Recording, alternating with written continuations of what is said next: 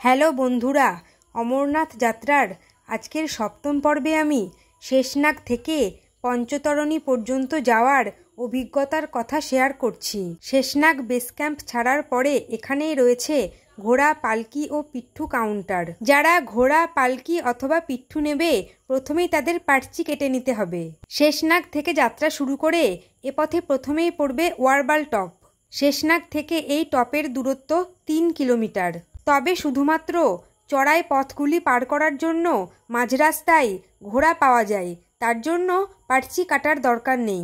আর্মিদের helicopter টহলদারি দিচ্ছে আমাদের নিরাপত্তার জন্য। এই ওয়ারবাল টপ পার করতে আমার বেশ কষ্ট হয়েছিল, তবে আলটিমেটলি পৌঁছে গিয়েছি ওয়ারবাল টপ।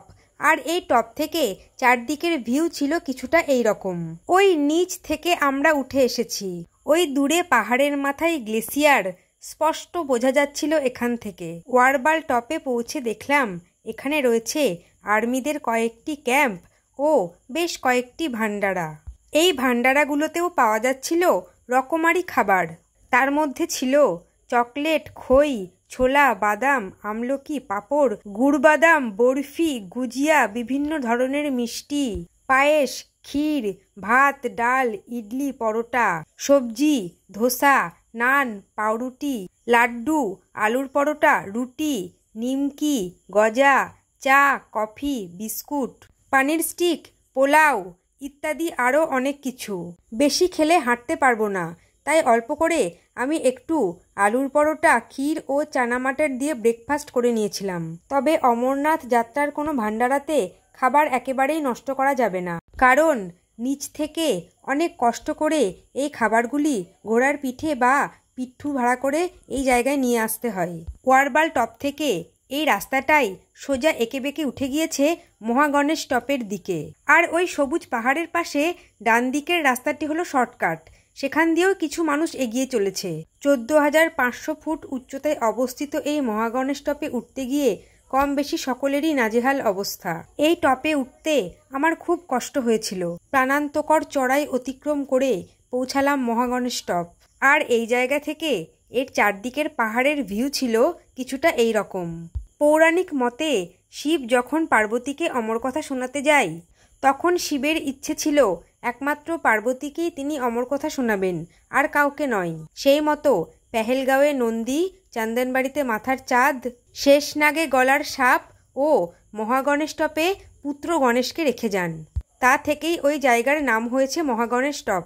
আর মহাগণেশ টপ থেকে একটি পাহাড় দেখা যায়, যা পুরো গণেশের সুরের মতো দেখতে। গণেশ টপ থেকে পোষপত্রী পর্যন্ত রাস্তা পুরোটাই ঢালু, তাই এই রাস্তা খুব অল্প সময়ে অতিক্রম করে আমি পৌঁছে গিয়েছিলাম পোষপত্রীর বৃহত্তম দিল্লি ভান্ডারাতে।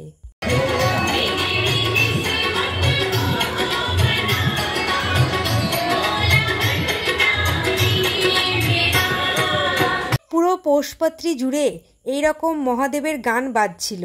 অমরনাথ যাত্রার সবচেয়ে বৃহত্তম এই দিল্লি ভান্ডারা, যেখানে 52 রকমের খাবার পাওয়া যায়। এত রকমের খাবার যার ঠিকমতো নামও হয়তো আমরা জানি না, তবে প্রত্যেকটি খাবারের সামনে কাগজে তার নাম লেখা ছিল। বিভিন্ন রকমের পেস্ট্রি, কেক, আলু টিকিয়া, বিভিন্ন রকমের শরবত, mixed fried rice, veg biryani, মিষ্টি ইত্যাদি আরও অনেক কিছু পাওয়া যাচ্ছিল। তবে এখানকার একটা সিস্টেম আমাকে খুব ব্যথিত করেছিল। অমরনাথ যাত্রার কোনো ভান্ডারাতেই পালকি, পিঠু ও ঘোড়াওয়ালাদের কোনো খাবার দেওয়া হয় না। তবে জানি না কেন ওনাদের কোনো খাবার দেওয়া হয় না। যাই হোক, ভান্ডারা থেকে একমাত্র পুণ্যার্থীদেরকেই ওনারা খাবার দেয়। পোষপত্রী ছেড়ে আমি এখন চলেছি পঞ্চতরণীর দিকে। আর সংযুক্তাদিরা ঘোড়ায় এগিয়ে গেছে, পৌঁছে গেছে ওরা পঞ্চতরণীতে। জ্যোতিদি আর ছোটনদাকে হারিয়ে ফেলেছি, তাই আমি একাই যাচ্ছি পঞ্চতরণীর দিকে। শ্রীনগরে এসে নতুন সিম আমি নিইনি, তাই সঙ্গী সাথীদের হারিয়ে পোষপত্রীতে থাকা আর্মিদের ফ্রি কল সার্ভিস থেকে আমার অবস্থান জানালাম, সেই সাথে তাদেরও অবস্থান জানলাম।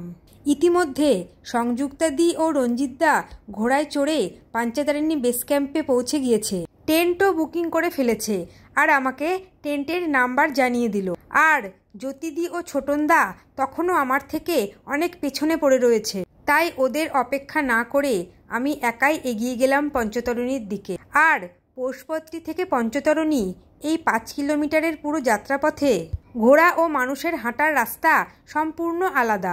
আর এখানে গ্লেসিয়ারের বরফ গলা জলে অনেক পুণ্যার্থী কিন্তু স্নান সেরে নিচ্ছে। পঞ্চতরণীর দিকে যত এগিয়ে যেতে লাগলাম ততই দেখতে লাগলাম বিভিন্ন গ্লেসিয়ার থেকে বরফ গলা জল ঝর্ণা আকারে নেমে এসে নদীতে মিশছে। পুণ্যার্থীরা অনেকে হাঁটতে হাঁটতে ক্লান্ত হয়ে এই তৃণভূমিতে বিশ্রাম নিচ্ছে।